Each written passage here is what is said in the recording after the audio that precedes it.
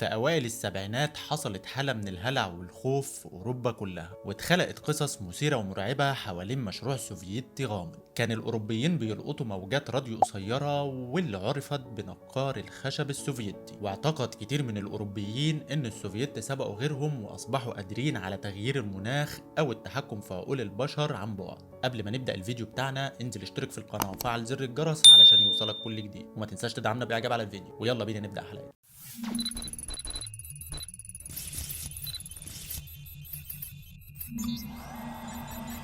في الغابات الكثيفة ومش بعيد عن محطة تشيرنوبل النووية بينتصب رادار دوجا العملاق متواريا عن الأنظار. منطقة عسكرية نسجت حواليها الأساطير بسبب غموضها وكبر حجمها. أوكرانيا، وتحديدا بجانب مفاعل تشيرنوبل المهجور، بيقف مجسم ضخم مبني كله من الحديد والهوائيات. ورغم انه كان من الاسرار الخفيه للاتحاد السوفيتي الا انه اصبح الان مهجور بالكامل. رادار دوجا اللي بيترجم لكلمه القوس كان من ضمن اقوى المرافق العسكريه في امبراطوريه الاتحاد السوفيتي، بيصل طوله ل 150 متر وبيحتل مساحه 700 متر. المشروع الأقوى عسكريا والأضخم واللي أثار رعب العالم كله، ولكنه ترك مهجور بعد كارثة تشيرنوبل في أجواء مليئة بالإشعاعات النووية. وفي السنوات الأخيرة أصبحت الزيارة ليه متاحة لبعض السياح، وكل اللي شاف الهيكل العملاق ده اتصدم صدمة كبيرة جدا، وده من كبر حجم الرادار، لدرجة إن العمال اللي شغالين في موقع تشيرنوبل ما زالوا إلى الآن كل ما يشوفوه يتصدموا من حجمه. بعد 10 سنين من انهيار الاتحاد السوفيتي فضلت قصة رادار دوجا تحمل عدد من الأسئلة الغامضة. كمان الهدف من بناء هذا الرادار الضخم كان غير مفهوم وغامض. بدأت عملية بناء رادار دوجا سنة 1972 لما بدأ العلماء السوفيتيين بدراسة الأساليب لتفادي الصواريخ بعيدة المدى، وحسب ما تم شرحه فتم بناء هذا المشروع الضخم علشان يكون ضمن منظومة الدفاع المضادة لمنظومة الصواريخ البالستية وأسلحة الفضاء،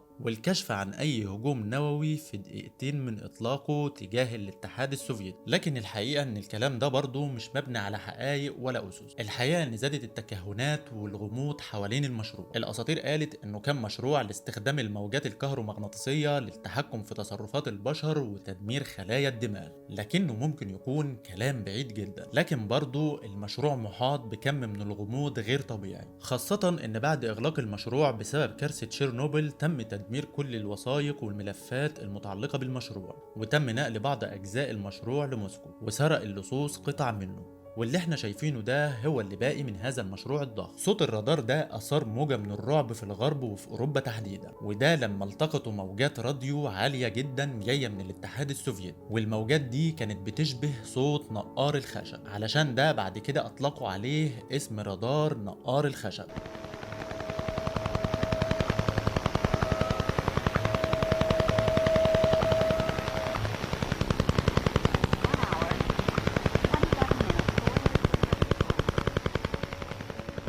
كان الرادار ده هو الأهم في الشبكة كلها، وده علشان مواجهة أمريكا وأعداء الاتحاد السوفيتي، وكان بيغطي الاتجاه الأكثر أهمية وهو اتجاه الولايات المتحدة. أجهزة الاتصالات والمراقبة في العالم كله بدأت تسمع صوت هذا الرادار، وكان الصوت مزعج جدا وغريب جدا وقتها، لدرجة إن الإشارات بتاعة الرادار دي كانت بتعمل تشويش على إشارات الطيارات في الجو، وما كانوش بيقدروا يتواصلوا مع بعضهم البعض. واشتكت كتير من شركات الاتصالات في أوروبا بسبب تداخل موجات هذا الرادار مع موجات الراديو بتاعتهم، واللي ما كانوش لاقيين ليها أي سبب ولا عارفين هي جاية منين تحديدا. كل اللي يعرفوه انها خارجة من الاتحاد السوفيتي. فقام العديد من البلدان بالاحتجاج على الاتحاد السوفيتي وقدموا شكوى ضدهم، لكن وقتها الاتحاد السوفيتي انكر صلته بهذه الاشارة تماما. كانت اشارات نقار الخشب ده اشبه بمتحرش لكل اشارات الراديو اللي في اوروبا. الحقيقة ان بعد الانفجار النووي في محطة تشيرنوبل بدأت اسرار هذا الرادار انها تظهر للعلن. بعد الانفجار حرك الامريكيين احد اقمارهم الصناعية لاستكشاف ايه اللي بيحصل في منطقة تشيرنوبل، فكان الاكتشاف العظيم. اكتشف الامريكيين الرادار السري اللي بيقع في الغابات بجانب محطة تشيرنوبل، وبالفعل اثبتوا ان هو ده مصدر التشويش اللي حير الاوروبيين. لكن بعد الاكتشاف الامريكي ده صارت موجة من الذعر والخوف في اوروبا كلها، واعتقدوا وقتها زي ما قلنا ان السوفييت سبقوا العالم كله واصبحوا قادرين على تغيير المناخ او التحكم في سلوك البشر وادمغة البشر. لكن بعد كده اتبين انه مشروع رادار، واتحكم عليه الفشل قبل حتى ما يكتمل. الحقيقة ان الاتحاد السوفيتي كان متفوق جدا في الصناعات التقيلة، لكنه ما اتقنش الصناعات الدقيقة والالكترونيات والبرمجيات. الرادار دوجا اللي حير الغرب اصبح اليوم شبح من اشباح الامبراطورية السوفيتية. بدأ الصدأ ينخر حديده واقف وسط رياح محملة بالاشعاع النووي. في النهاية رادار دوجا هو معلم محاط بالهيبة. قصته بعض الناس يعرفها لكن الاكتر ما يعرفهاش. اتخلقت حواليه اساطير ونظريات مرعبة. هل هو منظومة رادار دفاعية ام زي ما بيقول محبو نظرية المؤامرة جهاز لاصدار اشاعات للتأثير على عقول البشر والتحكم في المناخ والكلام ده؟ والحقيقة ان كل شيء وارد ومعقول في هذا الزمان.